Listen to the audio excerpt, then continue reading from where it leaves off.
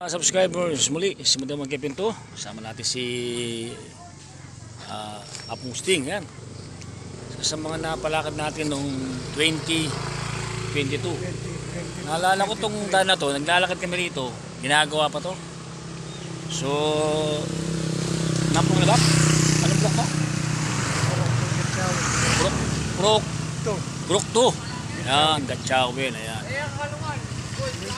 So ito po yung ating napalakad, napagaling si Apong Sting.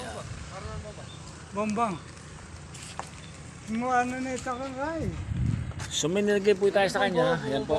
Sa may ano niya, part niya. Naglagay tayo ng... Ayan.